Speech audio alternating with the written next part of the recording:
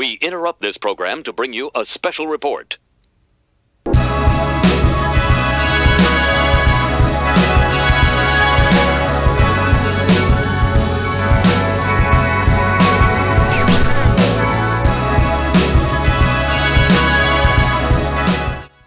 Hi everyone, welcome to this podcast that we have yet to title. Today you've got me, the creator of the channel you're probably listening to on Vince,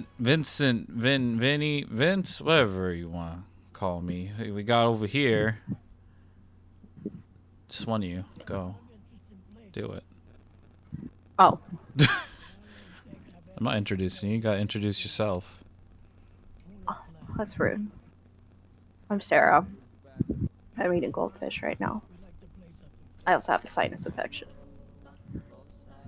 Oh.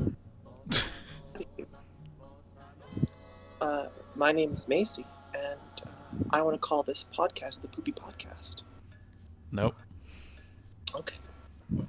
Alright, so this podcast is just gonna be whatever. It's just three great friends who are bored and in a pandemic, and this podcast is going to be dated by the time next year. Maybe? I mean, if the pandemic ends. If it ends. But none of that negative Nancy talk over here. Oh, no worries. People still have lives. We still have weeks. We still have days. Sarah. Oh. What have you done with your week? Tried not to die. I've been coughing every 5 minutes.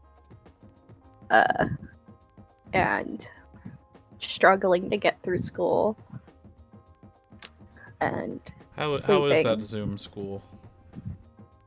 Oh, it's fine. I really have no issues with it. I like it better than being in an actual classroom.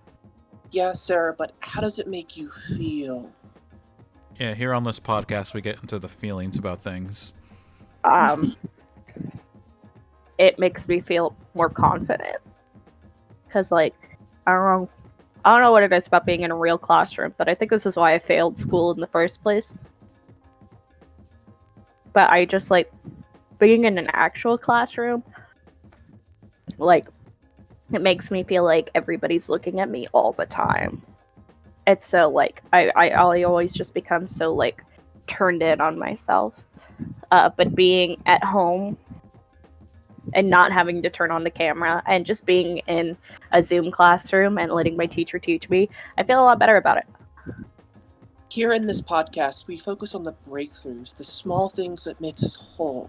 Like me working from home. I've also been obsessively playing Breath of the Wild and the first Silent Hill that I've been emulating on my computer. No, you're playing it normally on a PlayStation 1, right, Sarah? No. I could. They might be listening, Sarah. So you are playing it on a normal PS1, right? Not illegally? You didn't download an emulator? You're playing it legally, right? Listen, Konami. You put that shit on the PlayStation Store for PS4, or you have to deal with me stealing your shit, okay? Because I don't have $150 to drop on a PS1 copy of Silent Hill. I am unashamed. I would steal a car on the internet. I'm sorry, I'm just thinking about those old DVD commercials. That's piracy is a crime. Why has that not stayed with us forever? I remember that ad so vividly. I can hear the music every time. You wouldn't download a car, would you? Yeah, I fucking would. My that God. played in The Matrix, didn't it? Oh, what? Wait, yeah. No, that was because I had the Matrix soundtrack. Yeah, and it played in The Matrix. That shit. Oh my God. Anyways, so how have you been going through Silent Hill 1? Is this your first playthrough? Yeah, the only silent... Well, okay. Well, first, do you guys want to talk about your weeks first, and then I'll Sure. dive into Silent Hill? I guess I'll go next. I have been listening to The Name of the Wind or the Kingkiller Chronicle books by Patrick Rothfuss because of my cousin Laura said you should read these, and I was like, well, I'll do you one better because I work at a job where I can just listen to things or watch things all day. And I've been listening to the Kingkiller Chronicles, and I'm on A Wise Man's Fear. It's the second book, and it's 48 hours long, and they are really good. I don't know if you know anything about them. No. I don't. It's been a really long time since I've read a book because I've been so wrapped up in my own head. And with my ADHD, it's really hard for me to like actually sit down and focus and read. I have to like fucking push myself into it. So the last time I read a book all the way through was when I worked in an office. Last year, I read 2 books all the way through. Me, I will read fan fiction all day, any day. A book, Well, that's why I for some listen to reason, it. struggle. Because I couldn't read a book. Yeah. I can listen to a book. Yeah, I just don't have the like wherewithal to pay for like a subscription to Audible. I think that's it, right? Yes. Yeah. The last book I read was like a sexy yoga book. For A obvious what? reasons. What? A what kind of book? A sexy Like, yoga was it like an actual yoga book that was just sexy, or was it like a yoga book for sex? It's like the you Kama know the Sutra.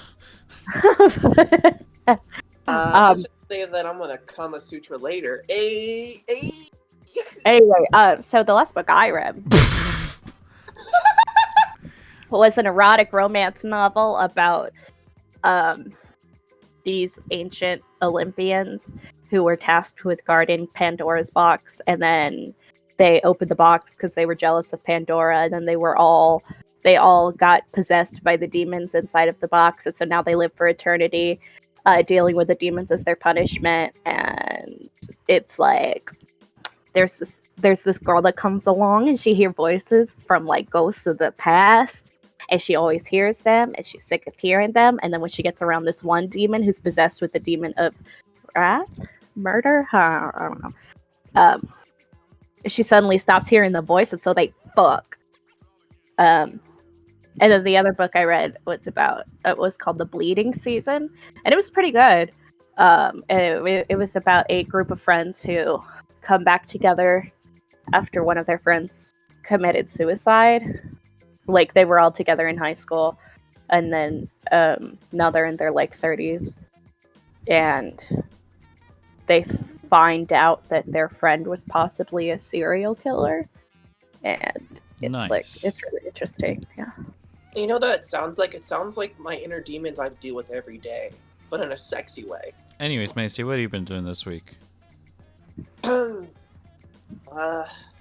be honest, I've been just kind of crap deep in college, but I have recently kind of branched out on my whole anime viewing experience. Sparkle. I recently started watching ReZero. First time. What? Yeah. Isn't that the anime where the dude keeps repeating and shit? Yeah, like he dies and he's like, oops, reset, you know? Yeah, with the like twins that everybody's hot for.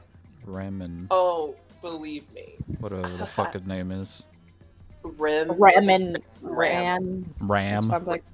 Yeah, Ram.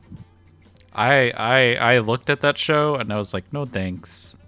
I'm not about the isekai. It's an isekai, isn't it? Yeah, but it's Or he like, dies and wakes up in another world or something like that.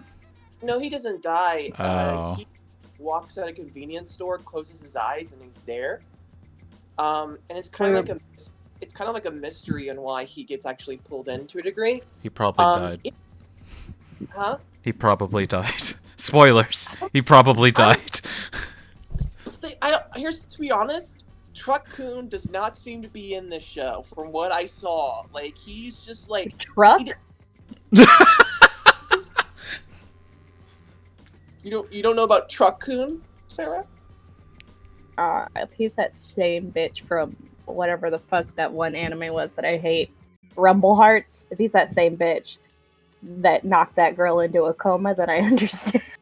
I'm Wait, pretty sure that he's the leading cause of every anime and his isekai protagonist. what's the name of that anime where it's the dude and he turns into the little girl and the weird Oh, Tanya. yeah, Tanya the Evil or something like that. Yeah. Anyways, you started ReZero. How are you enjoying the Groundhog Day of anime? Haha, that unintentionally rhymed. I hate myself. I think you did a good job. I'm proud of you. Give you I'm 4 not. stars on Yelp. I honestly Please tell me you really- hate me, Sarah. No. Why did I do that? Is this your fetish? No, You just no, want to hear me say it? No, Are you sure? Sorry. Are you Anyways, sure? Macy, continue. ReZero. Yeah, can I be real with you?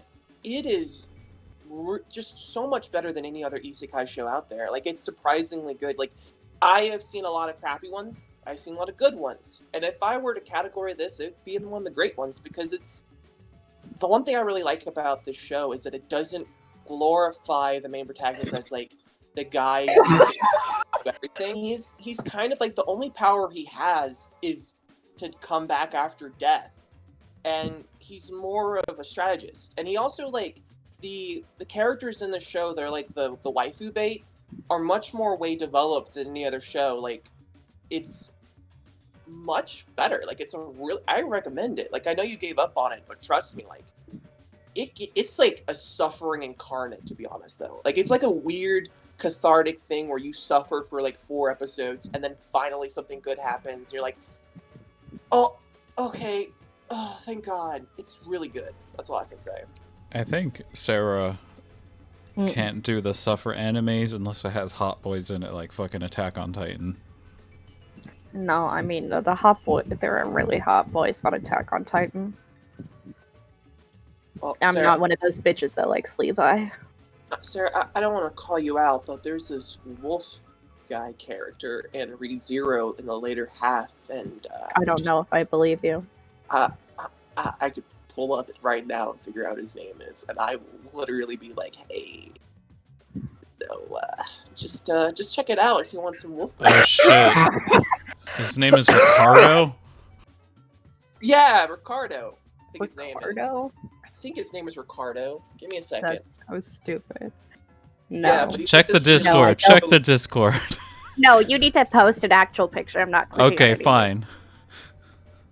Give me 1 second. Oh, you're fucking shitting me. Why is he Yeah. riding a wolf? Why would Bro. he be a wolf riding a wolf? That's how What he kind of searches fucked up- dominance. What kind of fucked up goofy shit is this?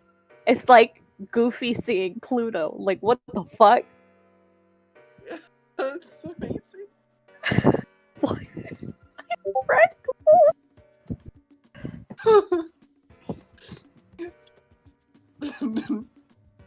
Oh shit! Hi, hold on. We are recording. Podcast. Oh my god. Whoops. Okay, This is- let's use the podcast text channel. Yips. Ips. Yips. Ips. Okay, so anyways, so ReZero has Sexy Wolfman. And I'm looking at pictures at him right now, and there are a lot. We got some shit going on here, Sarah. Nut up or shut up. Okay, hold on. Oh my God, Sarah.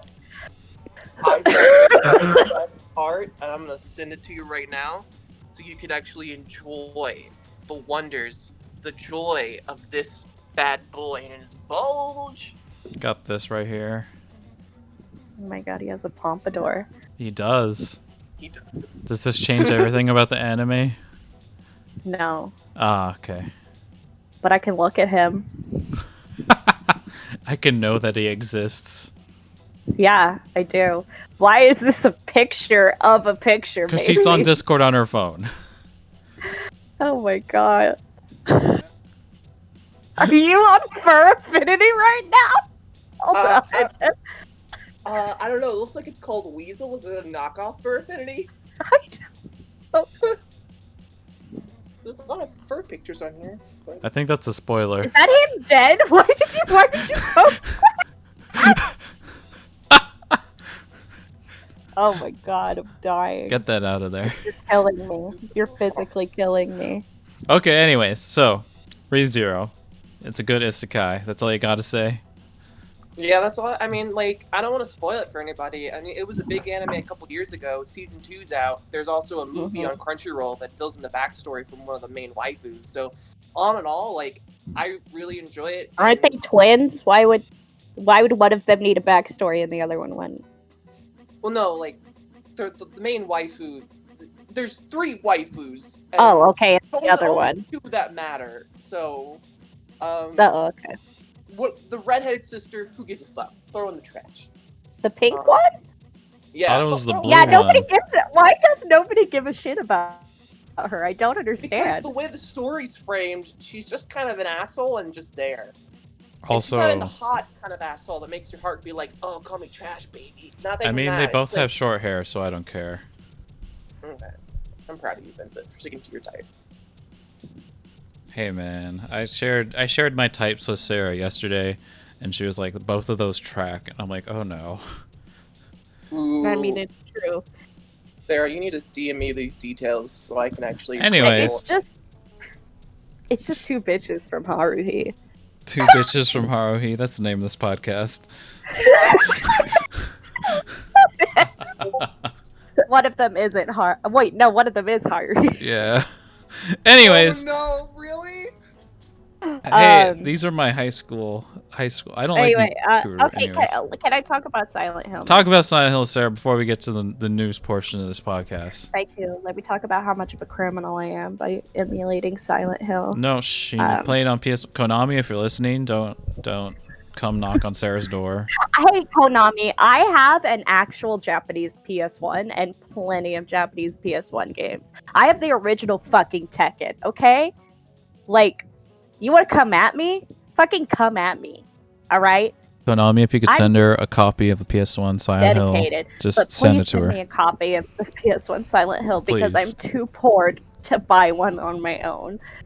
It's like $150 on eBay. Okay, so what we need to do is we need to start a Patreon. It's called Please Give Sarah a copy of Silent Hill on PS1. And we reach our goal. Or just port it to the PS4 or the PlayStation Store. Like, fucking shit, I'll play it on my PS Vita.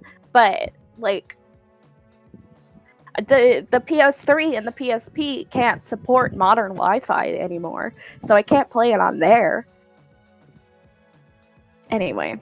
It looks like Silent Hill is on the PlayStation 3 downloadable system. Yes, but PlayStation 3 and PSP can't support modern Wi-Fi anymore. Oh, you just said that. I'm dumb. I'm sorry. Yes. I just said that. I was looking it up. So, like, anyway, what I was saying. So, I'm not emulating Silent Hill. No, you got it on your Japanese PS1. I got it on my Japanese PS1, and I'm playing it. And I wanted to play it because I have the Silent Hill HD collection, and I just want to like get through it so I could get to 2 because I have to play things in order because that's just the way my brain works. And yeah, I even the 1 has nothing to do at all with 2. I want to play through it to get to 2 because Pyramid Head is in 2. And I would die for Pyramid Head. I would let him kill me. Please. Straight up murk me. I sent Nvidia a whole bunch of Pyramid Head porn the other day because I'm playing Dead by Daylight also. And I fell back in. I love him. Do you think Pyramid Head is overcompensating for something? You see the way he handles those nurses? Yes. Anyway, He What kills the them. fuck? he kills them with his dick. Okay, Sarah, That's how's the Silent point. Hill 1? Anyway, so Silent Hill 1. A long time ago, the first Silent Hill game I ever played, actually, because I was really scared of everything for a really long time, and that has to do with my panic disorder. Did you just send me a random furry in the chat, Macy? Shh. Let's focus on Silent Okay. Hill. Anyway, so I played Homecoming actually first, which is the other game that has Pyramid Head in it.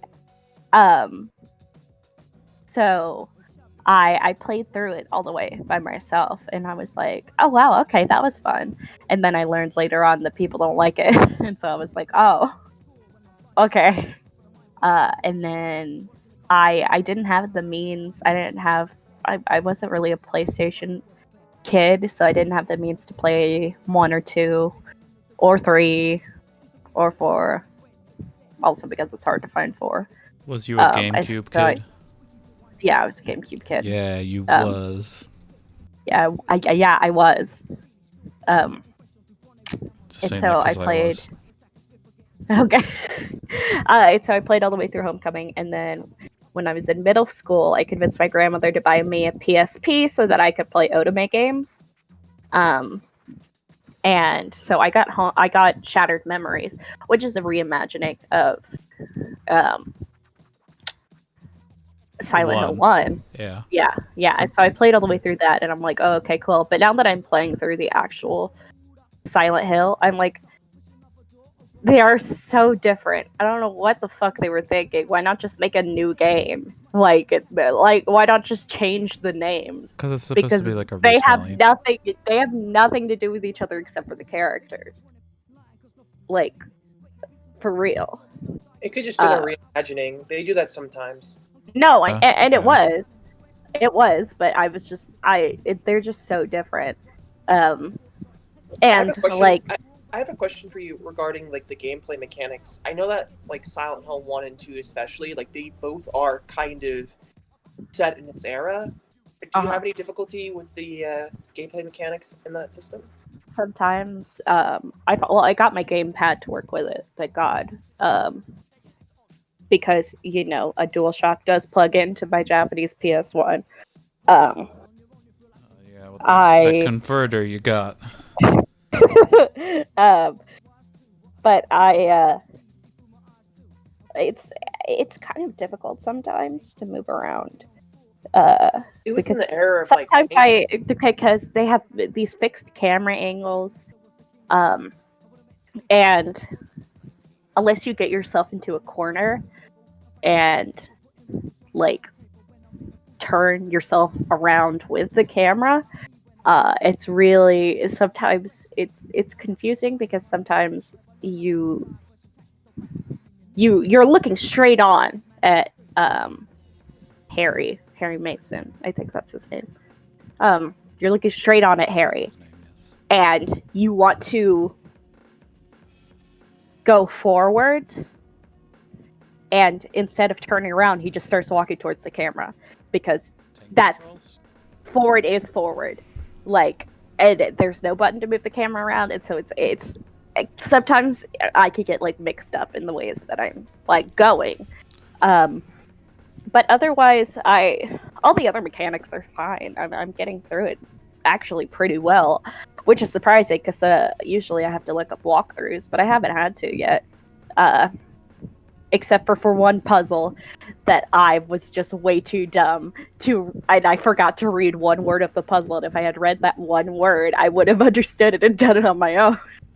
But, do you think it holds up still, though, as you're doing it? I mean, there's this one scene in the school where Harry walks into this room that's filled with like lockers. They're like small shoe lockers, and then there are like big lockers at the back of the room. And so when you walk around the room on the fixed camera angle, you hear something rattling around in one of the lockers, and you're like, oh, okay, well, there's something in one of those lockers. And so you shouldn't be scared.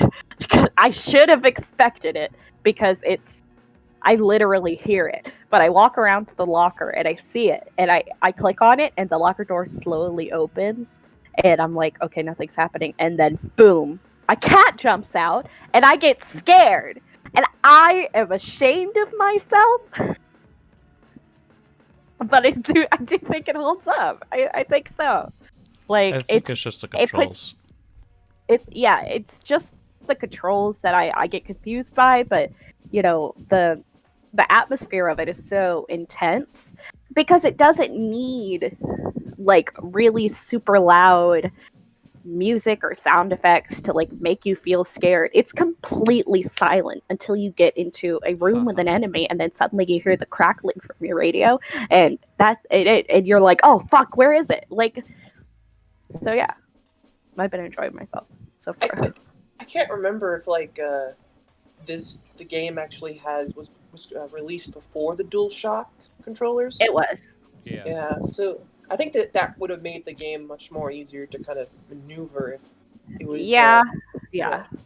I mean, with my Japanese PS1, I'm able to change the controls to a DualShock control if I wanted to, but it doesn't help because it's it's just programmed into the game. Yeah, I honestly feel like I have a lot of respect for Silent Hill because it's kind of in an interesting way like one of the big trailblazers alongside of Resident Evil. You know? Mm-hmm. Yeah. To say PT Resident really- Evil, I meant Resident Evil. My bad. Yeah, no, PT really could have been something. Like, they had Guillermo del Toro on their team. They had fucking Junji Ito was on there for concept design. Like, it really could have been something. But then Konami just fucked it all up. So, But they had like, oh my god, I'm gonna be an advocate for Konami. Oof. Okay. Please don't. Oh, Please do not. how? I'm I gonna need to say hear this this, though. Sarah. I'm gonna say this though. I think that for me, it's more of like, honestly, if it wasn't a Kojima-led product, it could have survived, but I doubt it because it seems like Konami was really switching gears at the time away from games. And I think one of the major factors, and this is just all speculation on my part, this could just be very subjective and it's all based on what I think. Because like, the reason why Metal Gear Solid 5 didn't get the treatment it deserved because it had too much money was being spent. Like, Konami couldn't keep up with the ambitions of Kojima. And after they released that, you remember, like, they released the first half to get money, and then they released the rest of it to get money, double the profits as best they could. But, like, I'm not sure if Konami was going to be willing to support it regardless. I mean, I'm not sure. It's all speculation, but I think that because Kojima was attached to it probably got canceled because of that. I don't. Yeah, That just sounds like a bullshit excuse, honestly. Like, they could have taken it. Like, if it was already in production, or even if it was pre-production, they could have taken it anyway and kept going with it. Just gave it to somebody else. I Like- just gotta say that Kojima, George Lucas, and David Cage are all the same person. It's just they come from different backgrounds and different angles, but they are all the same amount of crazy. Mm-hmm. You forgot the most important one. Which one? Which one did I forget? M. Night Shyamalan. What a Oh, M. genius! Night, What a yeah. revolution! What a revolutionary man! But I just feel like they all have crazy ideas and they all want to do their own thing. And the companies that they worked for were like, okay, you gotta, okay, but for real? And Which is, you know what? That's fine. He could go off. He could do his own thing. I mean, he did it for Death Stranding, and like, that's whatever. raw That was Kojima passable. right there. Yeah, and like, people liked it. I guess it was just that one episode of SpongeBob, but in a game. You know, the episode where he delivered pizza through a sandstorm. You deliver pizza in the game. Yeah, exactly. But PT was early enough in its production that they could have taken it and just changed it around a little bit. And like, I don't know. I just think it's bullshit. Like, that would have been. That would have been. That would have been such a great game. Yeah, I mean, I agree with you. To me, like, my own rationalization of this whole scenario is just to give myself some semblance of peace that we never got possibly one of the greatest horror games of all time. We don't know. We'll never know. But I think that with the talent they had, I mean, they should have just. I should have just taken Silent Hill away from Kojima after fucking Downpour. Jesus. Anyways, so Silent Hill 1, Sorry. good game. Good game. GG. GG, good game. Silent I'm Hill still 1. playing through it. I know it has multiple endings, but I don't know how to get any of them, and I'm just winging it. I would say go through Raw and get whatever ending you're going to get, and then either look up the alternate endings or look up a guide for the other endings, because some of them are pretty fun. I really want the alien one.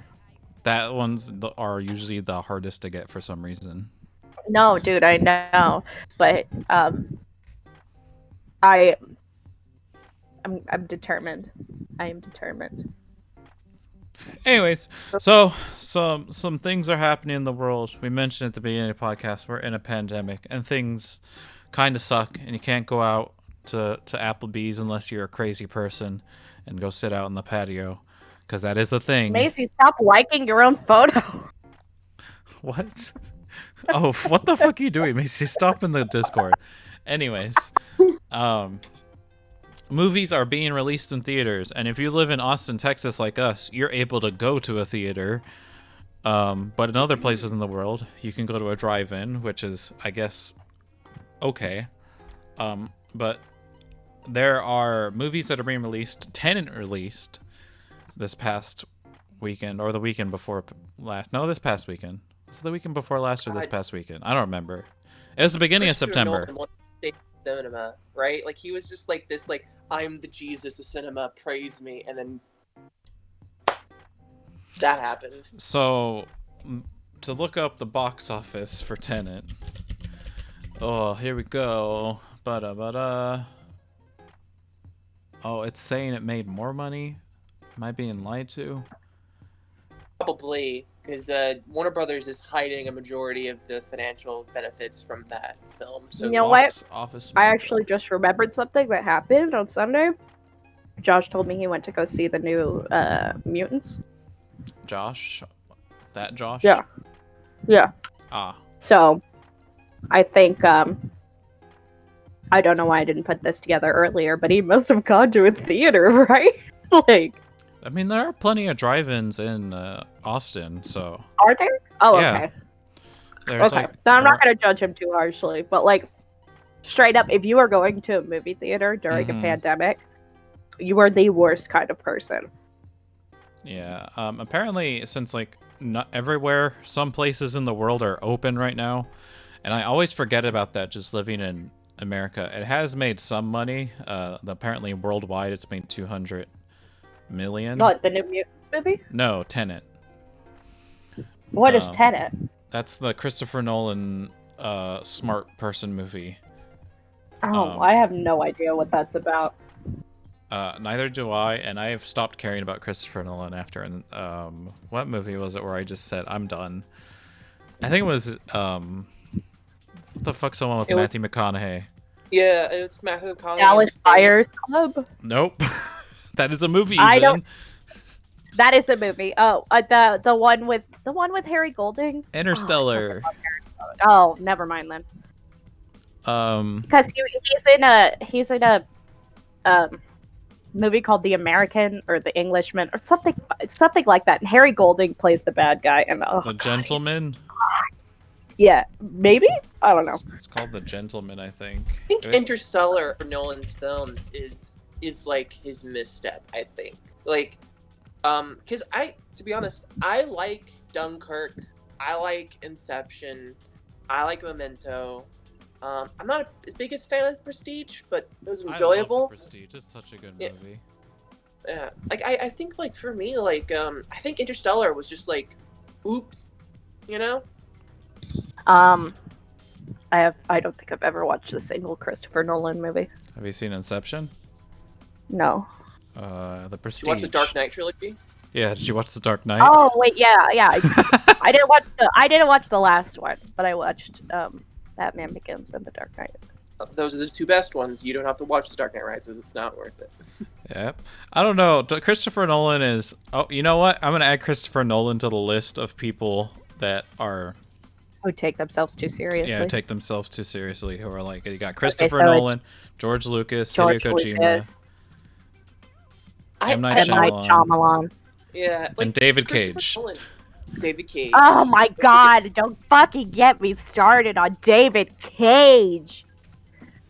Oh, I used to love Heavy Rain when I was a kid, and then I grew up and realized how fucking awful You know, we can it is. So hilariously bad. I'm just gonna say though, despite everything, I still enjoy Heavy Rain on a fundamental level of. I think it's an interesting. I wish they would do something with that concept. Like I liked LA Noire for the most part. I mean, it was ridiculous, but I liked it. So if they just did something like that, if they made more detective games, I would fucking love that. Why do you think I am in my mid-20s and I still play those Nancy Drew PC games? I like solving mysteries. Excuse me, those Nancy Drew PC games, top tier. Don't lie. Sublime.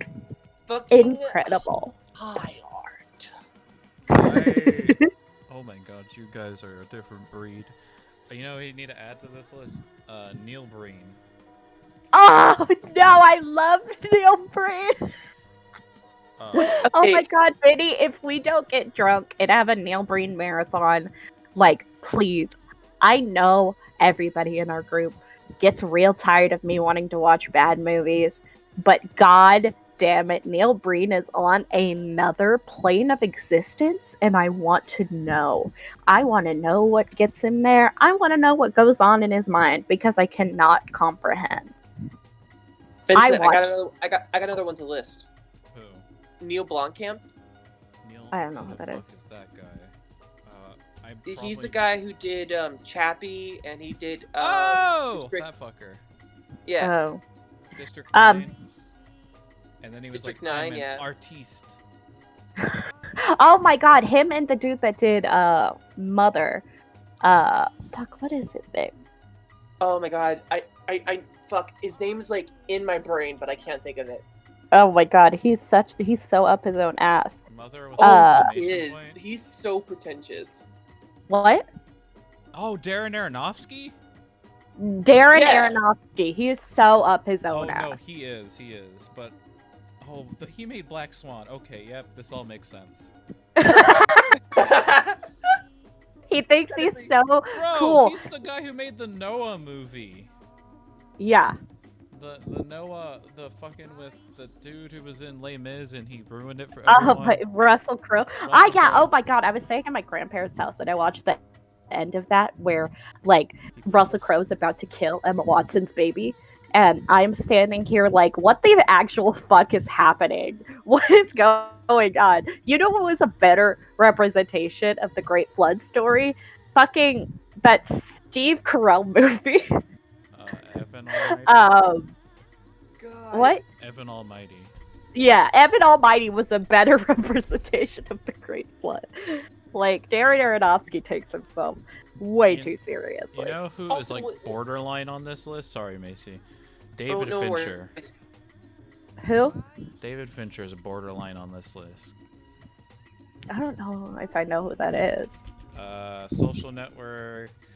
Oh. No, Yeah, that's makes that's Steven Soderbergh. Sorry, that's Oh. Steven Soderbergh. Oh fuck, I'm having a crisis here, guys. We can also add David Lynch to this list. David Lynch is enough of an asshole that I excuse him from the list. He made The Social Network, but I think Steven Soderbergh did the fucking screenplay or something. Yeah. I just want to get something off my chest. No, it's I Aaron watched. Sorkin, I'm sorry. I watched Noah, like that movie a couple years ago, Uh-huh. but fucking smash drunk. I don't know what the experience was. All I know, I was like fucked up and I was watching Noah.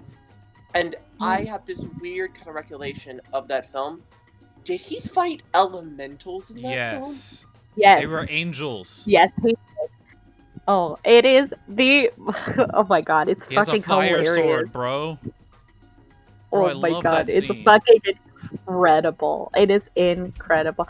They let Emma Watson onto the boat because they're like, well, we know that you cannot bear a child. You are infertile. And I'm like, first of all, how the fuck do you know that? This is like the beginning of like this is like 1500 BCE. How the fuck could you possibly know God knows that? everything. I'm pretty sure God is like, yo, dude, you know that chick over there? Can't have I don't kids. think God talks to anybody the entire movie. Like, I think it's all Noah. Like, I don't think you hear his voice. I was drunk, so I have no recollection except for the elephants. Dude, I wasn't even really paying attention. It was so fucking weird. Okay, hold on. I'll be right back. I have to feed my dog. Okay. Okay. Let's keep going on this pretentious train until she switch gears to news. Let's see. So like, okay, I'm gonna be real with you. Mm-hmm. Some of these kind of creators, like Kojima and George Lucas, I think also like M. Night Shyamalan, I think that they can be great under like certain circumstances. And I think like for George Lucas and Kojima, like if they are most of the time unfiltered, they usually kind of give out a project that's kind of like very rocky. But if they're kind of like grounded by their team, they usually kind of give like really good like games and movies, you know?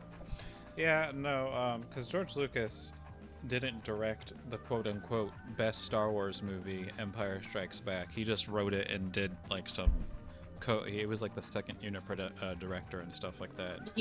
He didn't even write it. Like he did write it. He wrote the original script, but then someone else rewrote it. Yeah, So, but like, what I'm saying is he didn't his- even make Yeah. it from like it was fucking what the hell's his name? Why can't I remember it? The director. He's a really good guy. Just look it up. Just cut Let me look at all this. out. Irvin Kershner, that guy. Yeah. He's a really nice man. He's the dude who directed that, and like, because didn't George go back and like kind of like have more creative control over the third one? Because that's why all the Ewoks and the weird shit's in there. Yeah, like he had more creative control, and that's why like, okay, listen, I know that Empire Strikes Back is like the best one critically, and I can't deny that. But my heart, my little gay Jedi heart, lies with Return of the Jedi. I can't help it. I like that film so much. ZZ's favorite. It's my favorite, yeah. Like, there's so much fun and nonsense in that one that I just really love, like, all of it. And it's just, to me, like, regardless of how unfiltered George Lucas was, just, like, you know, coming all over that script, you know, he still made a product that is infinitely better than the prequels. I don't know. I mean, I'm gonna make a video about this soon. But I don't want to put all my opinions out there. But Give me the short end. so basically, I feel like the prequels, yeah, they're not as great compared to the original. But I feel like, in a way, they have some semblance of being better than the continuation of the Skywalker saga, because they come from a place in which George wanted to do something, and he did it, and it's all there, and it's like it's like I feel like George cares about Star Wars more than the fans care about Star Wars. Like, in the end, he cared more because he just wanted to tell his story, and he's like, here it is. If you don't like it, fuck you, I guess. And that's what Hideo Kojima did with Death Stranding. And He also did that with Metal Gear Solid 4, making Snake old. yes. And I feel like it was just like the bad reception. He's like, because I feel like George is like always like, he has like 50% in the story he wants to tell, and then 50% how is he gonna market this? Because I remember watching like the old documentary for not the old documentary, but the documentary for the original series, when they were talking about how instead of giving toys out, they fucking released like vouchers so that you could get the toys like months after for Christmas. I feel like George Lucas is just like really.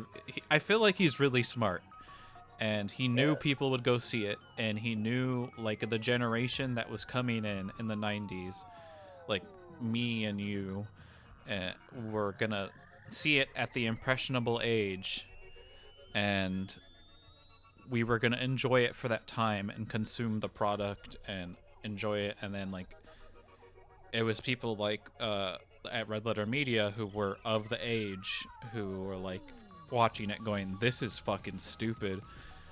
Like I feel like each Star Wars release that has come out has been a generational thing. So like the prequel series, it was supposed to be like, here is something for your kids to grow up with. And then it goes to the sequel series to the Skywalker stuff where it's like, here's something for you to grow up with your children and say, like, it's like, here's something for your generation to grow up with, but also we're going to try to make the fans happy at the same time. And George was just like, I don't fucking care about the fans. Fuck those guys. I just want to make a movie about this world that I made up of. Like, I can do whatever the fuck I want. Fox knows this movie is gonna fucking print money. I want to ask you something, Vincent. Have you ever watched the documentary George Lucas versus the Fans? Yeah, I watched it. I kind of like have that mentality of like, sometimes when you create something and you put it out there, yeah, technically you own it, but I feel like the fans take it and make it what it is. Yeah, and so I think there's like this weird balance between, like, honestly, if like it's a very hard tightrope to walk, right? Because the kids don't have the money, but they influence the parents. But if the parents are fans and they don't want to support your film, and you know all the merchandising for like the sequel trilogy is like bumkus, no one's buying it, right? But like there's some weird in between state that you have to like work with something like this. You know what I mean? So, yeah, but the other thing is you have to realize that majority of the fans of Star Wars aren't all hyper nerds like me and you. A lot of them are like people who are like my dad and my mom who saw it in the 70s when it came out and were like, man, this is fucking rad, and then it just stuck in their head and they didn't care about any other, like they watched Star Trek and they watched that, but they didn't like become big nerds like us, and they just grew up and they look at it and they go, huh, that was cool. Hey, look, they're releasing more. Let's show our son and or daughter the original, and then let's take them to go see this. And they don't they don't see it the same way where we see it in the big brain where we're like, Jar Jar Binks is a weird character and blah blah blah. It's like they just see, haha, stupid poo poo pee pee. I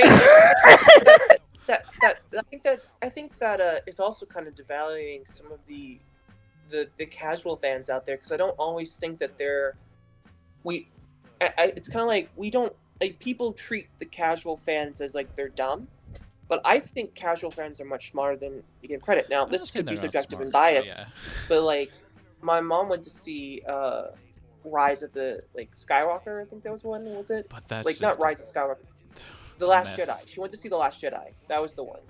And she really was like, huh, I don't like this. And so like she spent this whole time like thinking about it, and she told me about it, and it was like, I don't know why I don't like this.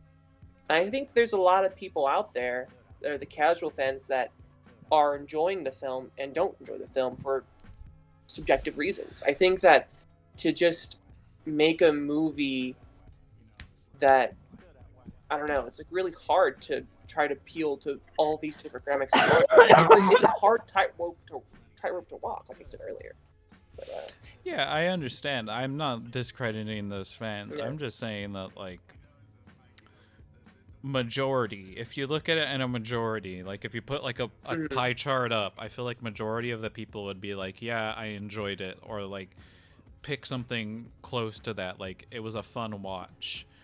And I personally feel like the prequels are in a way just like not as bad as everyone remembers them. I just feel like there have been so many reviews and things like that, and like Red Letter Media, and I love like what Red Letter Media did when the Plinkett reviews when they did those, because I was like, it was very insightful because it made me think as a kid who grew up with the prequels, like made me rethink everything, and I was like, oh yeah, those are kind of like not the same as the original, and have all these things that don't really make them that set of Star Wars movies.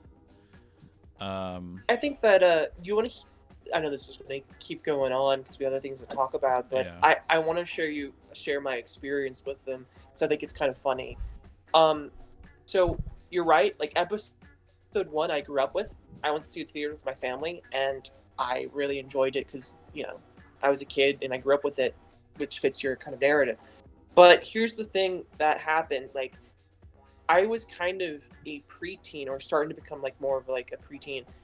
And I just totally missed out on episode 2 and 3 and the hype when it comes to like, going to theaters, So what happened was by the time I was going to watch episode 3, I never saw episode 2. So my friend Nathan was like, okay, we don't have a lot of time to hang out. So how do we effectively watch these 2 movies? And Nathan says, I got you here, fam. And this little fucking Star Wars redheaded nerd, right? Got like a little notebook, and it had the time codes for all the important scenes for Jesus. Attack of the Clones. And it says like, Oh, that here's movie all is the just scenes. not good. Huh? I will agree with Attack of Clones not being a good movie. It has a lot of memeable scenes, but Yeah. that movie's the worst out of all of those. Yeah. Um, It's pretty bad. So like we watched all of it, and then just like we watched those 3 important scenes, and then we immediately went to like Revenge of the Sith and watched that in its time. Revenge of the Sith, I think, is the best one, honestly. It is. What are you gonna say, Sarah? oh, Welcome back. I like the CG. I know it's bad, but I like the CG in Attack of the Clones because I like all of the environments and like looking at all the different planets. Which I will And say. plus, Yeah, go I ahead. think any of the prequels are redeemable only because of Ewan McGregor. Yes. Yes. He acted his little heart out. He is God. the only redeemable part. He is the only reason I would suggest watching Attack of the Clones. Like, just for Ewan McGregor. God Only watch bless. scenes with him because God knows you do not want to watch Christian Hayden's. Hayden Christensen. Whatever. Whatever. Can I be honest? I think he gets a bad rap because I see some deleted scenes from like Attack of the Clones and You know what? from like I got a counter argument for that. Have you seen Jumper? No. okay, you're great. Okay, okay. I want to be real with you. I saw that in theaters and I own it on DVD, and I actually enjoyed that film. Of course you do. Oh, that movie's so bad. You know what movie I prefer over Jumper? And I actually legitimately like this movie, Push. Do you remember Push? Oh, I No. love Push. Yeah, that was actually a really good film, and I think they were about to do a TV series that was like a continuation, not with the actors, of course, but like TV actors. And like, I so desperately wanted that to be a thing, and it never made money. Like, Push is such a underrated movie. I love it. Push for the Sarah Hmm? is Oh. a movie. So Jumper and Push are both movies about people who have Oh. superpowers. Also, Chris I feel Evans like is in I this movie. vaguely remember Push. Chris Like, Evans I is remember in the this movie. trailers. Fuck, I love Chris Evans. Oh, he's so the much. main character. Yeah. What the fuck? Yeah, Chris Evans is like the main character in Push. You forgot? Yes, it's been so long. Wait, hold on. I need to look at him. Oh my god. Look at this. He's trying to be so edgy. Hey, that was back in the time where he was just playing cocky boy as an asshole. Oh my god, this is too much. I can't handle this. I guess you're having a bit of a Push nostalgia. Then? Oh God, I love Chris Evans so Look much. at him. Wow. He's so young. But He did a lot of comic book-esque movies. He must have really liked them. Like, out of all of Chris Evans' roles, majority of them are comic book movies, like Fantastic Four, Teenage Mutant Ninja Turtles. You know, that weird. Hold on, give me a sec. You and all of the Marvel movies he was in. Hold on. Okay, I looked at my Those DVD. count. The Losers was a comic book movie. Oh shit! God. Fuck that movie. He was in Scott Pilgrim. He was in Scott Pilgrim. Yeah. My God, he is in a lot of comic book movies. Totally. Yeah, there was something about him that. But there is nothing that Chris Evans has never peaked more than he does in Knives Out. Knives Out is peak Chris Evans, and oh my God, oh, he's so hot. Ah, Yeah. Sarah, like- I just think that you have this thing where it's like, asshole, check mark, asshole, check. yeah, I basically, know. Sarah wants a man to like Terrible spit to on, myself. spit on her. I'm terrible to myself. She's the It's best fine. bottom. I mean, you. I you am. are the- I am the ultimate bottom. I think you're part of that generation that grew up with Sasuke, so it's irrevocably God, damaged. no, I always hated I was Sasuke. gonna say, No, you I hate always Sasuke, hated don't Sasuke. you? Yeah, I don't like Sasuke. I have never liked Sasuke. I liked. You ever know who was my number one in Naruto growing up? Shikamaru Itachi. still stands. No, it does not. Itachi deserved so much better. He did what he did because he was instructed to, and he had to do it in order to save his brother, and he completely turned on the whole fucking town because he Sarah, knew the the kind Itachi of apologist. corrupt government that took down his family. Okay? Okay, he deserves so much better. I don't know shit about Naruto, so I can't. Well, fucking welcome argue. to the Naruto podcast, home of the Itachi lover, Sarah. Dude, my screen name from the time I was 8 to the time I was 14 was Itachi Lover 95. Oh my god. That's, I don't know. There's some special karma for that, to be honest. Some special place in hell. Yeah, Itachi deserved so much better. You can look it up, Vincent. You could look up his wiki. You could see that I'm right and that he was actually the good guy. Actually, you know what? The Akatsuki got a bad rap. Like, what they wanted to do was to capture all of the fucking Tails monsters and, like, destroy them so there wouldn't have to be So any you're more saying- need for you're war. saying- Itachi. Actually, no, Sarah. Are you saying what they- Itachi? Hold on, I need to say this. Itachi is against Go for it. ninja eugenics. What? Did you know Naruto is secretly about eugenics and how all people were born to be what they are and stuff like that, and how there's always gonna be like a good guy and a bad guy, and That's stupid. and how like Naruto didn't train to get strong. He was always strong, and so was Sasuke. That's stupid. That's so stupid. I want to be real with you. It's totally 100% invalidates the whole fight he had with Neji. Like, ugh, The God. Nine Tails was that's- always inside him, so he was always powerful. Well, okay, but that's like literally, if you look up this shit about Naruto, the Akatsuki, like for real, get a bad rep. Okay, Like, I'm Sarah. I'm gonna let you on a little bit of a tidbit because unfortunately for me, I played Naruto Ultimate Ninja Storm story mission, and so I know like I never read the manga, but I know peak Naruto. okay, okay, You know the Let me- good let me parts. just- go ahead. I know the good parts. Yeah. So they were always going to get like fucked in the end because Yeah, the I man- know. Okay.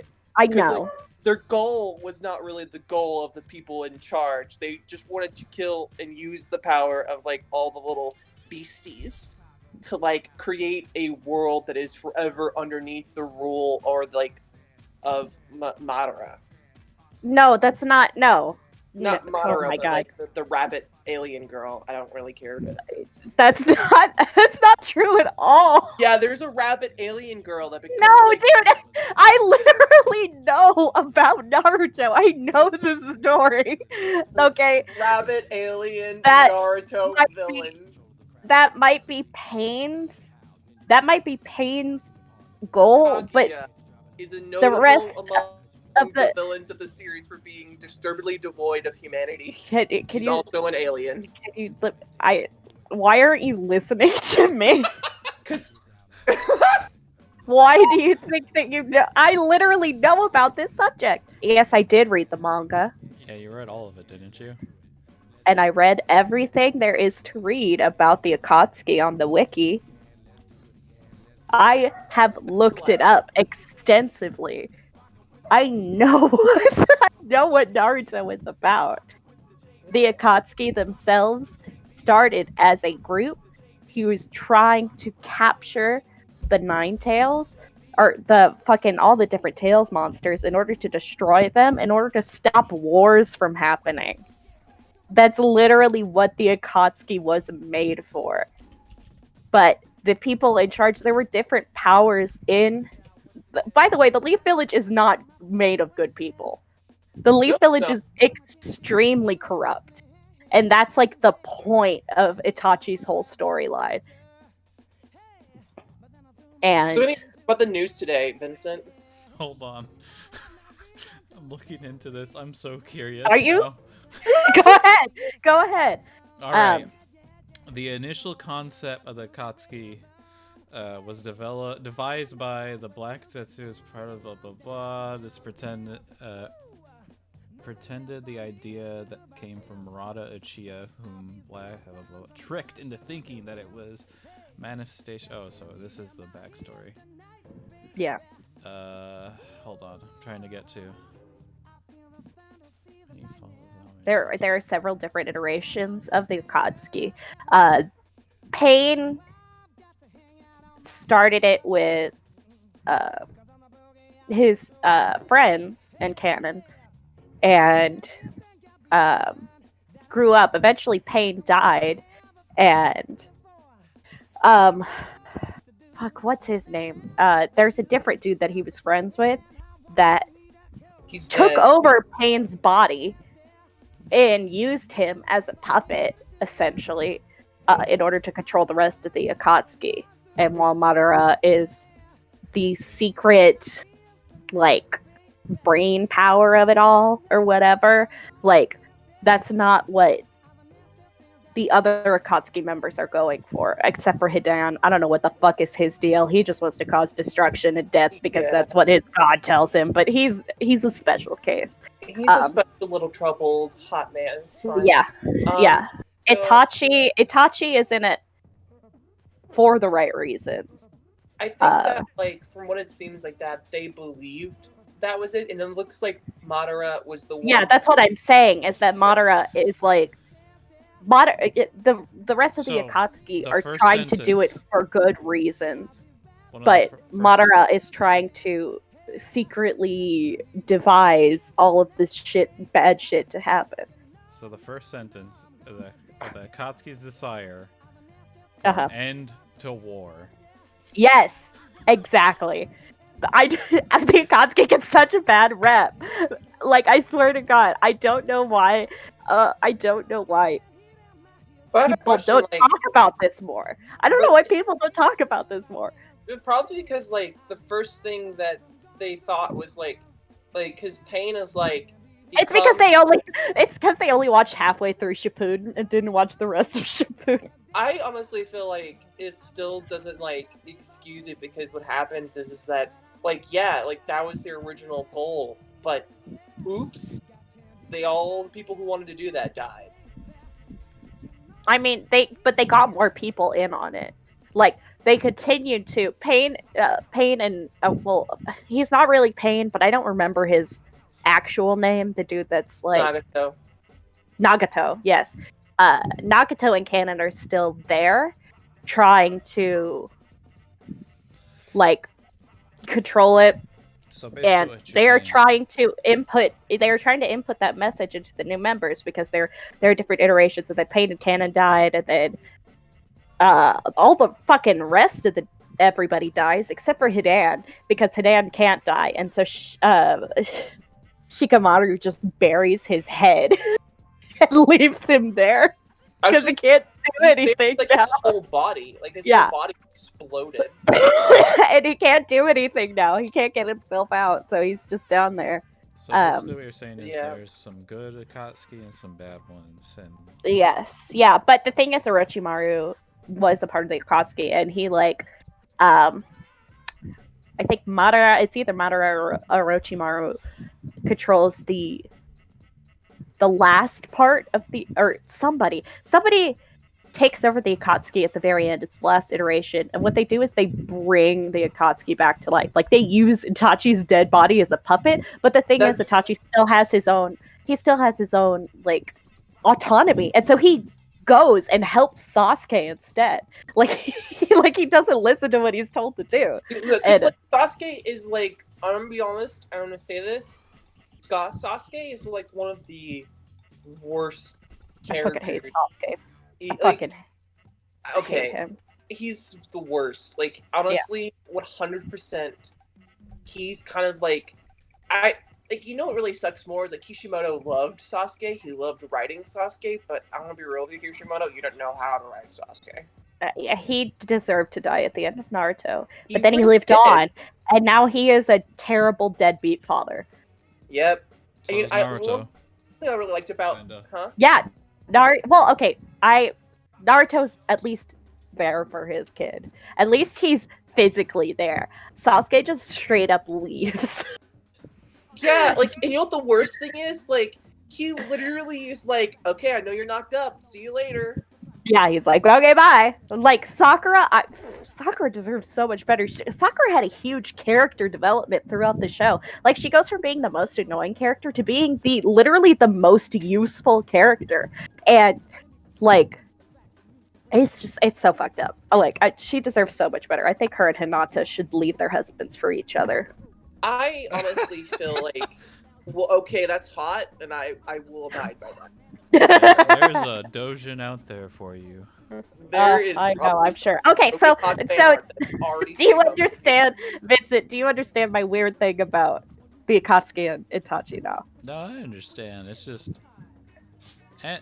the basic shonen thing where like sometimes the villain is just like way too weak, or something like that, or like, well, I feel like the shonen thing is like everyone's more interesting than the main character. Than the actual main characters, yeah. Yeah. Yeah. Like Shikamaru is more interesting than Shikamaru Sasuke, is like the most powerful ninja in the village.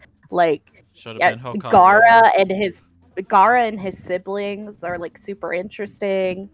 Like now that I'm thinking about it, like every awesome like emotional scene like ignores Naruto. Like Jiraiya's death. Oh my god. Jiraiya was such a good character. And the scene with like Shikamaru planning everything out, and he's like throwing the shogi board, and he's crying because he lost his like mentor. Like, like every emotional scene that works in that show is like not from the main cast. Okay, I'm sorry. I have to be right back because my roommate yelled at me to clean off the table because it's full of my stuff. Okay, I'll be right back. We're keeping that in. Why don't we start talking about the PS5? Okay, let's talk about the PS5. So the PS5 finally got its price, and then Sony was like, "Hey yo, we're gonna tell you when we're gonna do the pre-order for it," and then Walmart said, "We're gonna do it right now," and then every other company followed for some reason. I'm guessing Sony told them, "Go ahead, just do it." But I don't know. How do you feel? Because you weren't able to watch the thing live like I was able to. So how do you feel about that? Honestly, just the PS5 in general. Just the PS5, not in the relation to like what happened with Walmart. No, we'll get to that, but okay. Well, honestly, I am very hesitant when it comes to new consoles. I'm one of those people that waits Same. 2 years just to see where the kinks are and all that stuff. So as of right now, it looks fine. It looks like Kaiba is about to duel me, but it's an interesting design choice. I would say that. But with everything else, just like the fact that it's like, next gen, all I can say is like the games look good, right? Yeah. But I don't know, There's- like it's really interesting how they're dividing the systems into digital and like disc based. Okay, maybe you can explain something to me, because Yeah. I have been trying to figure this out since yesterday. How the fuck does... Okay, so PlayStation slash Sony announced, like, we're gonna end up having all of the PS4 library on the fucking PS5 at some point. How the fuck does Game Pass work? Because I am trying to figure out how Sony's thing works. Game Pass from Microsoft. from what I can tell and what I've seen, it's like literally a subscription service that gives you like all the games. That's what I've heard. Like it's literally like the Netflix of video games. That's what they basically are describing it as. It's like you pay it and you get all this catalog, right? Okay, So so it's that's like- different than what Sony's doing. Because Sony's thing is they're doing like, okay, you just have to pay for a PSN subscription, and we're gonna slowly release PlayStation 4 games, and you're gonna be able to play them. So, and it's gonna be able to look like as it would look on a PlayStation 4 Pro. And also, I'm not sure if this is going to like it's probably going to be integrated into the Xbox, but I'm not sure if it's going to be a separate subscription or if it's going to be its own thing. I think from what I can tell so far, like there's going to be like different subscriptions for Xbox. Like one is for Live and one is for the Game Pass. And then by having the Game Pass, the more expensive version, you'll get access to all those games and play Live and other things. That's from what it seems so far. It's kind of like you get like the game Live, and you want all these other games, then you do it. Okay. Because I was just really Um, confused by it. Because like the way they worded it is like, yeah, it's not backwards compatible, but it can technically run all these games. Like for the Xbox, really confusing. Like I think it's going to be like what PlayStation Now was, right? Where like you can stream games but not download them. I think the PlayStation 5 thing is it's supposed to use the hardware of the PlayStation 5 and not stream it. It's because I think what they're doing is they're basically telling you is you can buy a PS5 and on launch, on top of the 2 games that you can play on launch, which is the Spider-Man like Ultimate Edition with the Miles Morales thing on it, and Demon Souls, which is confirmed to be coming out alongside it. And it's like also these like 10 PS4 games right now, but we're gonna release more later. But it's like God of War, Bloodborne, and like a whole bunch of like games that came out, like Persona 5 Original, which makes sense, but it's kind of bothersome at the same time. And Just release a Persona 5 where you could be a girl. Why weren't you working on that the whole time? well, no, because they're not working on anything right now. I don't know. Yeah, I But- know they should be. I think what they're They're trying working to on do Shin is that, Megami like, Tensei, I think. yeah. Okay, well, that doesn't solve my issue. I honestly Also, feel like, I'm sorry. I walked out there. I walked out there and I was like, okay, sorry. I had to rant to Vinny and Macy about how underrated the Akatsuki are. And the table is already cleared. And Max was like, oh, don't worry. I already did it. Also, that was more important than what I asked you to do. And I was like, yes. And he was like, oh, okay. So I just came back here. Anyways, so it's like, I don't know, like me and ZZ are on on the fence about getting one. Well, at least I am. I'm pretty sure she wants to get one. I to be honest, like, I see potential in it, but I honestly, like I said, like, I don't think anyone. I know people always want to buy the next latest consoles because that's kind of how they be. But for me, I always feel like you should be cautious because you never know what's going to happen or what faults is going to happen with your first system. Like this whole thing with like the digital launch edition, the physical, how they're handling their subscription, how you're handling getting those digital games. It seems like it would be much better just to see it implemented when it's released rather than figuring out how it would be working, you know? Yeah, I know I get you, but I feel like okay, this is all I'm gonna say, like about the console itself, because Yeah. I feel like oddly enough, Sony may have won whatever console war, but in the end, it's about whatever console you like more. But like, I think in the eyes of sales, maybe Sony would win, just because. So there's no difference between the two systems aside from the digital version just not having a disk drive. But the thing with the Xbox One is one is less powerful.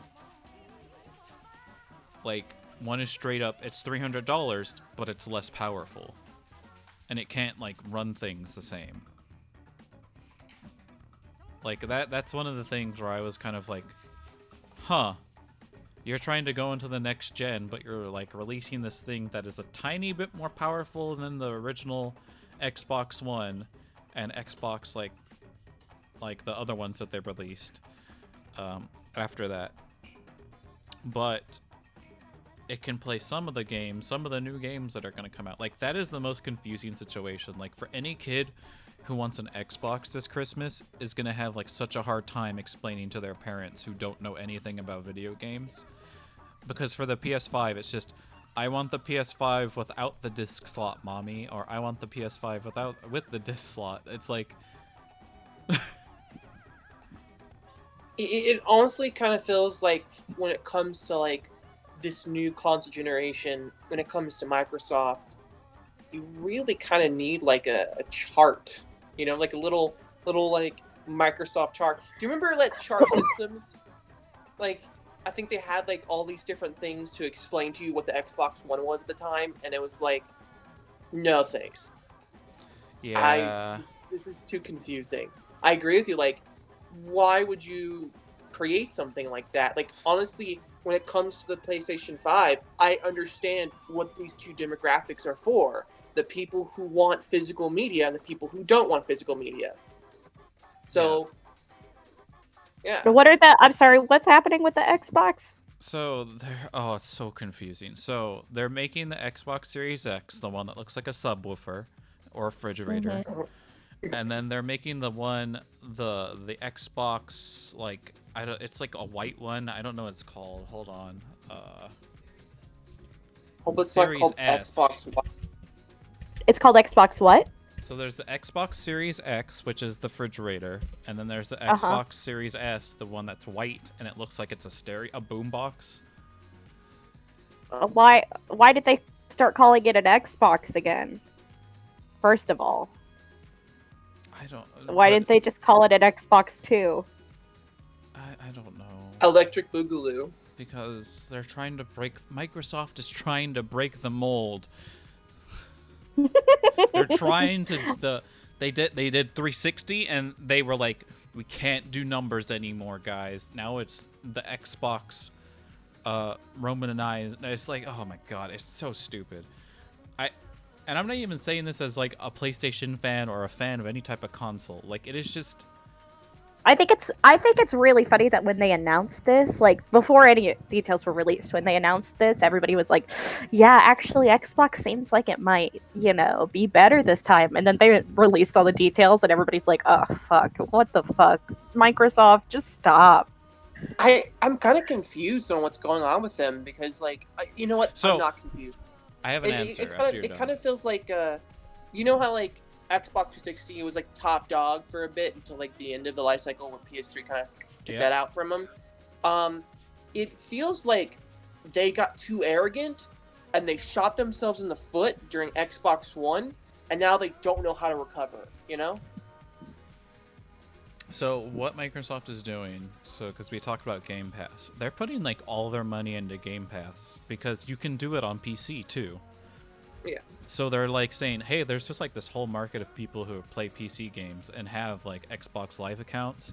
So we can just like say, hey, if you want to pay for this, yeah, they're trying to get people to go. You like Netflix, you like Steam. Oh, do you want to play an Xbox One game? Oh, look, here, you can play it on your PC. All you have to do is pay fucking $25 a month and you can like have all of these games. And it's like it's smart, but it's like I feel like they've partially just given up in the console race in quotation marks, just like Nintendo gave up in the console race when they were like, you know what, we're just gonna make a console and people are gonna buy it because it has Nintendo on it.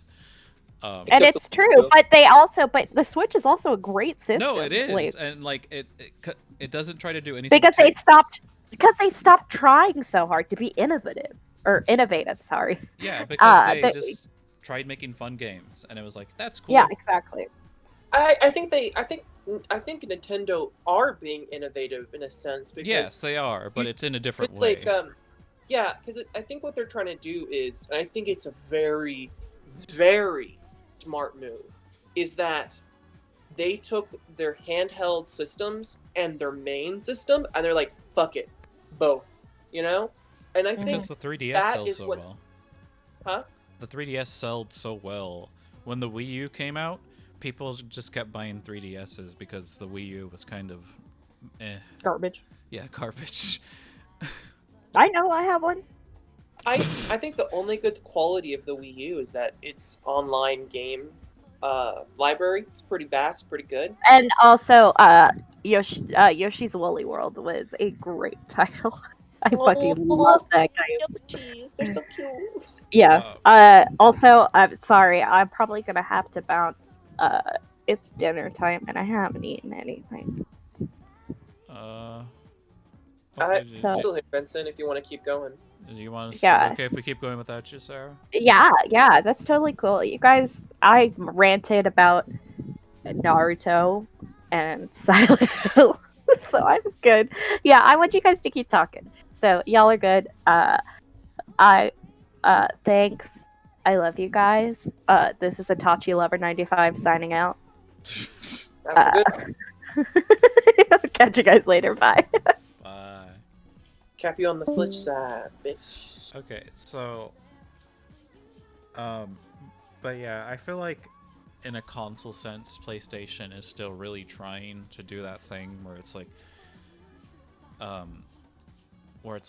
console exclusive, because like they announced a whole bunch of stuff at their like little showcase.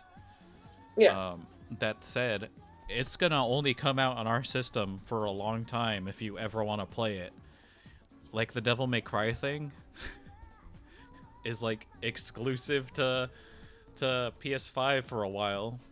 The Final Fantasy 16 is exclusive to PS5, and it's like exclusive to that. And Demon Souls exclusive to PS5. Like they had to take trailers down because it said also available on PC when it shouldn't have. Like the Demon Souls one. Yeah. They took that trailer down because it had also available on PC at the end of it. Everyone's like, oh, it's going to be on PC. It's going to be on PC. Demon Souls on PC. Why even get a PS5? And it's like, nah, guys. Just kidding. Ooh. The Demons, the Dark Souls crowd for PC is going to have a field day with that one.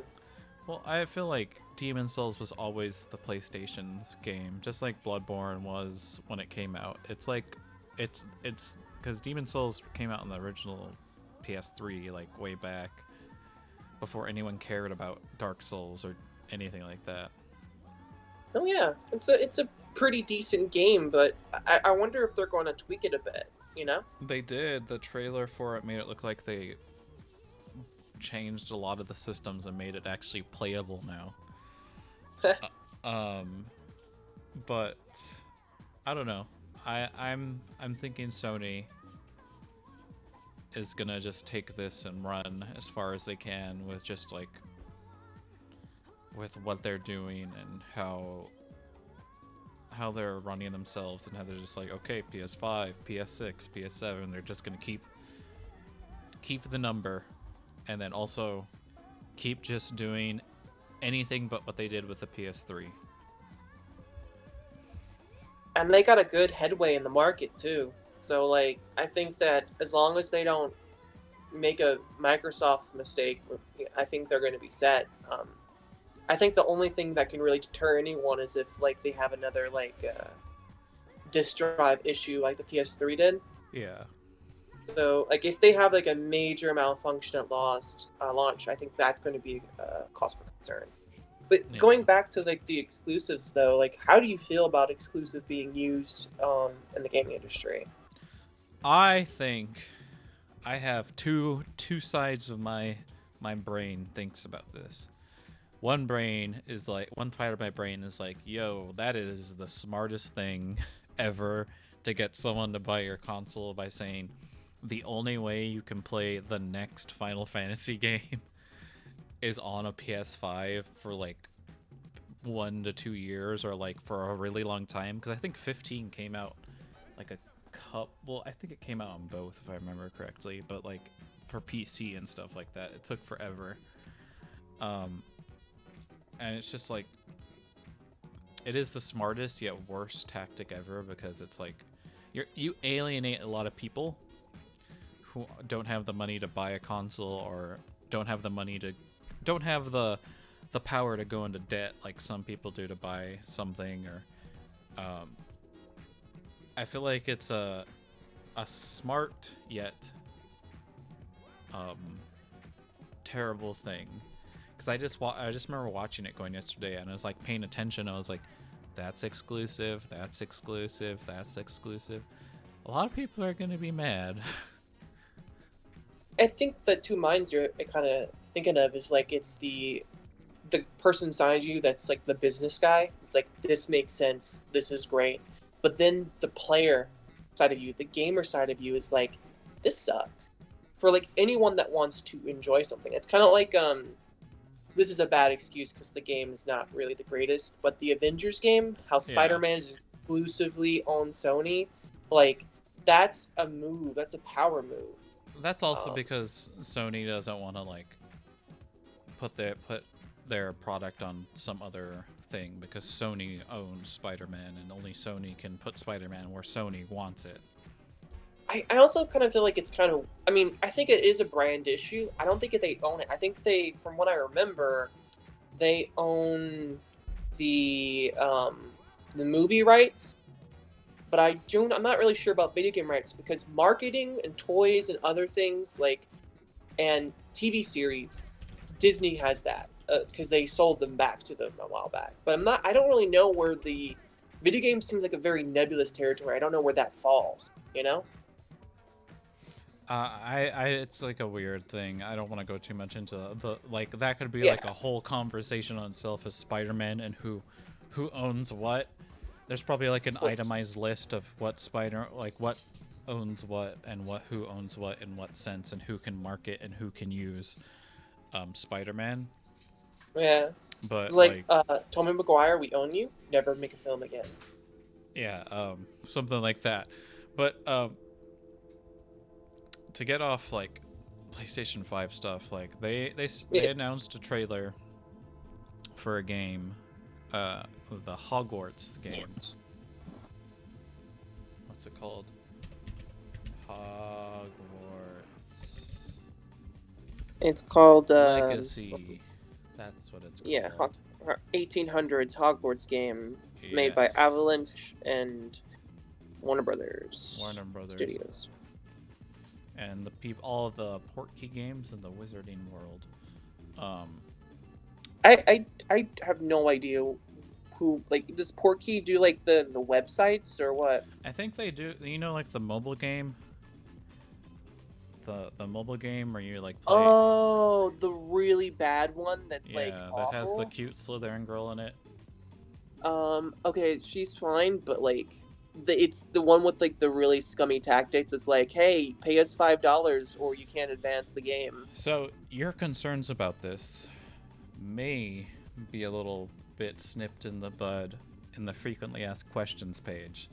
So it's like, what kind of game is Hogwarts? It's a Hogwarts Legacy is an immersive open world action role-playing game set in the 1800s wizarding world, which puts players in the center of their own adventure. So it's doesn't look like, because you said it was going to be like a microtransaction type game, didn't you? I was worried about it because Warner Brothers has a tendency to shove those in their games, like I think because Like they might do a Batman skin pack. Yeah, maybe like a skin pack, or maybe like a I don't know, like certain buffs or certain weapons that are like really good, or certain spells you can have unlocked in the beginning of the game. There's a lot of different things that they could do, because even games you don't think have microtransactions in them, you would be surprised on how they try to force them in there. And I just like Avalanche has a history of making decent games. Like they made the Mad Max game a while back, which I played. It was pretty fun. It wasn't like amazing, but it was enjoyable. And so I have faith that if they are unhindered by Warner Brothers, I think they can make a decent game, not an amazing game. So But I'm open to be proven wrong. So you want to know something that can go into our next topic? Hell yeah, let's do it. So there's something on the Q&A. Are Portkey games created with J.K. Rowling's approval? Answer. Each experience offered under Portkey Games will take place in the Wizarding World and will be authentic to the Wizarding World J.K. Rowling. Let me reread that. Authentic to the Wizarding World, period. J.K. Rowling is supportive of Portkey Games and has entrusted the design and creation of the game to WB Games and the development involved. So what they're saying is that she has fuck all to do with it. She didn't do any. She didn't write it. There's not going to be a scene where one of the headmasters goes, you know what? Polyjuice potions should only be used on the same sex that you're able to use. You shouldn't be able to transition into a different sex. As a trans woman, I politely decline your assertiveness. But I just want to say though, like, at least that we're not going to have a scene where we have to rescue her from an internment camp like we did with, like, in Metal Gear Solid 5 with Kojima. Yeah. Hold on. ZZ got a cookie and she didn't think I'd notice. I was gonna you. Oh, okay. Jeez. For everyone that's listening to this podcast, like the two people who actually like it, that's his wife. Just letting you know. No, it's just some random person I live with. Oh, yeah. It's the hobo gremlin. I honestly feel like this is probably a good move for the studio to be like, yeah, we don't know her. We have no idea. Yeah, she knows it's being made, and we have to show her a video every now and then. But she isn't written anything about this. So it's okay. You can play it. I know it's 1800s, so you possibly, if you're smart. I really just want a trans character in that game. Same. I just want, like, I honestly, character creator. Bruh. I want to create a trans character. I'm gonna call her my name. I'm not gonna say that because, copyrighted by me. But I would love to just create that character and be like, well, yes, I am a trans woman, and fuck you, J.K. Rowling. It's just gonna make. I bet like a whole bunch of people are gonna get this game and just meme on J.K. Rowling.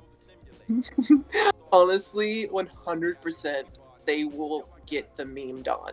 I kid you not. Like, I'm pretty sure that this is going to be a fun, memeable experience, especially if it's like a buggy mess. So that would be even more of an enjoyable experience for me. Just watching like the Hogwarts Sorting Hat just fly into the sky and never come back. So yeah, we're talking about J.K. Rowling because she did some dumb shit. I just question like we can't talk about Harry Potter, but without deciding our houses. Like, what's your house, Vincent? Do you know? I've taken a test. I'm as plain Jane as it comes, and I'm a Gryffindor. You want to guess what mine is? I'm gonna say 2, and then I'll guess. It's either a Okay. Hufflepuff or Ravenclaw. You're right. I'm a Hufflepuff. I'm a Huffleshuffling. You know. You're a I Hufflepuff. I'm puffing, and I'm about to shuffle, and I'm about to get that 1800s badger on. Let's go. You're in Cedric Diggory's class. Yeah, the hottest guy in my mind, not Robert Pattinson. Anyways, so J.K. Rowling's writing a book about a man who dresses up a woman and kills women.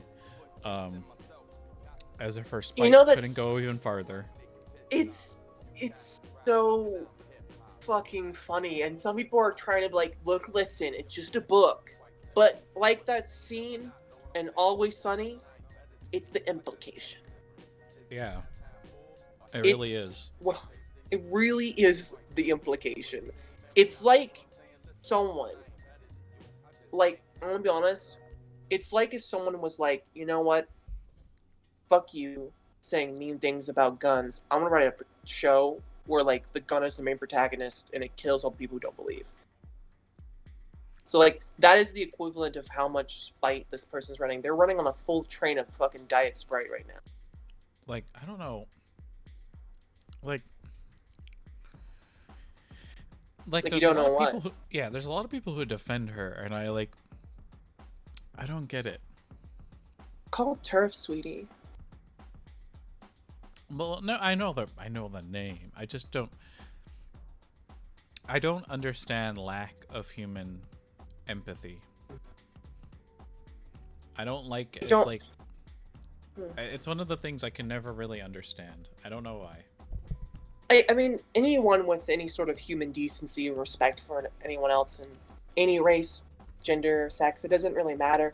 It's that human decency, humankind kind of component. It's like a part of yourself, and I think what it is that, and it's just my experience and not experience, but more of like my understanding about being rich and being popular. It's like you kind of disconnect in a sense. Like all these negative things you have about yourself are like more exaggerated because you lived in this state of being of like you can do no wrong, right? And if you're in that state of like I can do no wrong, then every opinion you have is like the right opinion. You know what I mean? Yeah, But that being said, like she obviously tried to hide it for years. So that means like if she's trying to hide it for years, that shows that she knows that by saying these things it's going to hurt her career, and then now it's like it's been out for a while, now it's out for everybody else, just doesn't, it boggles my mind. It's like pulling out a Scrabble and just making googly-gok as like a game. yeah, It doesn't make any sense. I just don't know, like where this comes from in her brain, where like she's so woke, and she's like, well, Hermione's black, Dumbledore, he's gay, and it's like Cedric Diggory's asexual. yeah, Cedric Diggory's asexual is like, but wait, trans women aren't women and they have no rights? What? I don't get it. Yeah, it's like every checkbox you could possibly think about someone who's like woke, right? Who someone's like, I'm gonna just ride the social justice train all day long to Hogwarts, but I'm not gonna let any trans people ride. Like, how? How do you come about that? Like, how can you think like, yes, yes, yes, yes. Oh, honey, no. We're gonna put you in the sorting box over here, where we don't have to write you. One of the Like- yeah, go ahead. Hmm? Go ahead. I don't get it. That's like, it's simple. I think that there are some people who are older that have certain opinions that they were drilled into them growing up. or there's like this mentality of like, okay, like speaking from as a trans person, like there is a lot of fear for trans women about like, oh yeah, like what's going to happen if you make trans women able to go to the bathroom? They're just going to be men and just fuck everybody. It's like, I don't think you understand trans politics. Like we want to chop that baby off. Like we're gonna sit down and just enjoy ourselves. You know what I mean? We're not gonna be like, yeah, you know what? I'm gonna take hormones. I'm gonna grow the bobs. I'm gonna irreparably, in a sense, change my body where I can never come back from, just so I can sneak into women's bathroom. I'm playing the long con, baby. Like, no, that makes no sense. It makes no sense. Yeah. Also, one of the biggest offenses that people like her and people I've seen in like Twitter comments of people trying to defend J.K. Rowling is like, well, trans men and women have the highest suicide rates and like all of like this. I'm like, I don't care. It's because people like you, that's why. It's because people like you kind of like are making the world so much harder. Like I don't think they understand that the statistics are pushed because people like them exist, and you're pushing a lot of not a lot of people who are in a great mental place at the time to do it just by saying that they don't have rights or that they're not who they are or stuff like that, or not saying that they're that gender and stuff like that. I don't think they realize that they're the ones who are making the statistic happen. Like, it's not like they didn't put the gun to the person's head or whatever, in whatever case. But it's like they're the catalyst for that person kind of like going down the path of making that choice. Like, they're starting the fire and being like, yeah, but who started it though? It's the Eric Andre meme. Like, yeah. It's like, oh, Hannibal. Who killed Hannibal? Oh yeah, who killed Hannibal? Like, it's literally the Eric Andre meme when it comes. J.K. Rowling is the Eric Andre meme. Yeah, just like I don't understand like how that is the biggest offense for like one, not supporting trans people, and not like, yeah. Like, can you explain that a little more? Like she's just saying that because they commit suicide, like because trans people commit suicide, that's the reason. They're saying that going on like the testosterone or going on the estrogen and stuff like that, doing like that stuff to yourself, messes with you mentally, so it causes like a high suicide rate. So it's not safe and it's not right, and it's blah blah blah. And there's like this high percentage of people who go through like the transition into male to female or female to male that causes them to like be suicidal, and there's a large majority of them end up killing themselves. I'm gonna put this like into perspective, because like if anyone's listening, I want to clear this up on this and just prove this false. Just give me a minute. I'm gonna pull out my soapbox. Let me just okay, let me clean it off. Well, it's been a while. Okay. So for me, the thing is that like whenever you're transitioning any which way, the first thing you don't go to a doctor and be like, yeah, can I have estrogen please? No, that's not how it goes. Like, you go through a very lengthy, just extreme kind of like therapy kind of session, because they want to make sure that you are who you are, and if this is healthy, or if there's some unresolved issues that is underlying because of that, right? So it's like a long, lengthy process before you even get to the endocrinologist to get hormones, right? And so the problem being is like with this day is like, so everyone's trying to find their identity now, find it now, get it now. And so I feel like some people jump the gun into hormones without having the proper treatment leading up to it. And so there are so many, let's be honest, there are so many bad doctors, and there as much as there is so many bad therapists. So let's just be honest, like if someone's not giving a person the time they need to figure out who they are with the therapy they need, it's also you can't go back. Like if you are just thinking you are without knowing for sure, you are damaging your body. You are doing these things. There's so many different safeguards that's supposed to protect you from, like, not realizing if you're trans or not. You know what I mean? Yeah, And that so- makes sense. It makes total sense. And so the problem being is that, like, there's also another factor, right? If you get the surgery and you're not sure, like, you rush into it, you get your hormones, and you get the SRS, sex, got my brain. SRS, it's just the surgery they call it for sex reassignment surgery. Anyway, the problem is that, like, some people have a postpartum depression, like, like when you give birth to a baby, you sometimes have that. What it is that, like, it's so excruciatingly painful to get the surgery, and in terms of recovering, like, on both sides. It's even worse for trans men because they have to go through like 4 different types of surgeries before they can even get to a functioning penis. You know what I mean? And so it's like so bad. Because, like, for instance, it's so painful and the recovery process is so long. And sometimes you have to have the right, like, doctor. And sometimes, to be honest, sometimes doctors fuck up. There's so many different factors besides, oh yeah, they kill themselves, so it's wrong. So I think the problem is like you said, like, these people, they don't do their research. They don't understand. And so they're propagating a perspective that is inherently, Yeah. flawed. They just hear that a lot of people end up killing themselves or end up depressed or end up on, like, antidepressants, and they don't figure out the reasons as to why. And I just feel like we just live in an era that we have the sciences to do things that we didn't a long time ago.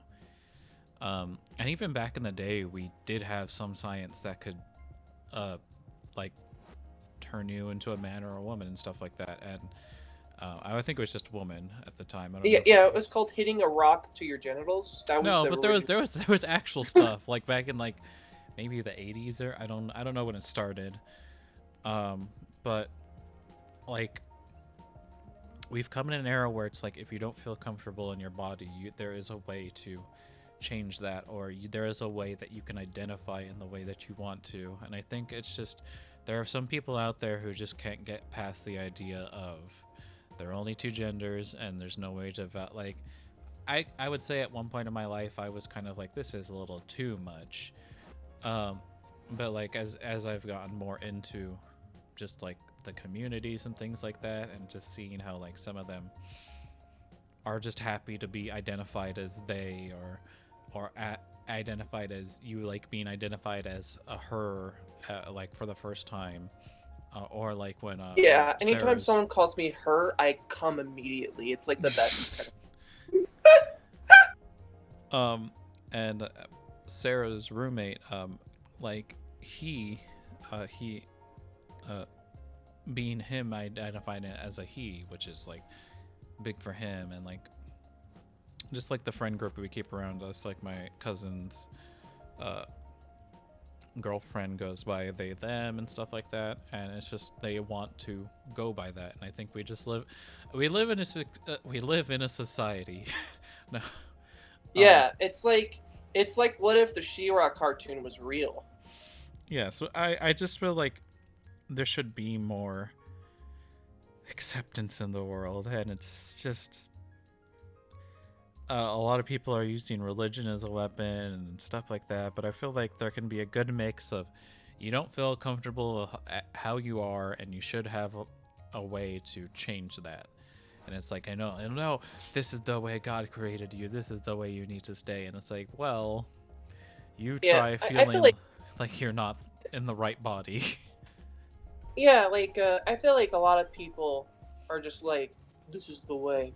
And it's like, did you do your research beforehand? Did you go through the Mandalorian training program? Did you get the pamphlet? No, you didn't. So, probably should go back and research that, buddy. And it's kind of like we live in an era of, like, ignorance. And not just that, like, also cross-reference, like, people with depression are not just people with trans issues, like, or, that identify as trans. Like, people with depression are constant in this life. Like, especially now that it's gotten like, I feel like the quality of life has really degraded in terms of like our social life, not just because of like the pandemic. And I'm going to get into like a whole fucking nonsense here. I'm talking about like each society is different and depends more out of you. And I think we're having less and less social life, less and less free time to work on things that matter, like mental health, and find the time to give yourself expression, to figure out what you want, you know? There's all these different factors that can explain depression and trans people. And it's kind of mind-boggling that a lot of people like to live in a state of ignorance. Yeah, I don't know. Well, I think that we can talk about this all day. Yeah, that's what's the next topic, buddy? I mean, I don't think we should talk about this because I think we should end it right there. But apparently that Mario Maker thing, not Mario Maker, that 3D Mario All Stars is apparently just an emulator. Also, it's not upgraded to anything. It's just an emulator of all 3 games, and it's a limited release. And Nintendo's becoming Disney, but we don't need to say anything else about that because I have one thing, and I'm end it there. Kind of ironic that Nintendo's using emulators after they shut down like so many emulator sites. I don't want to poke any holes. I just leave it there, you know what I mean? Yep, it's just an emulator on a chip or a program. Well, I'm so glad we're paying like $60 for that. That's so much. That's worth it, right? Totally. But Vincent. Yeah. I think they missed the most important thing. What? I think I gotta explain something to you. Am I leaning close now? Or where's Super Mario Galaxy 2? That's the best one. No. Shut up. Okay, have a nice day. Thank you. Goodbye. Okay, bye-bye.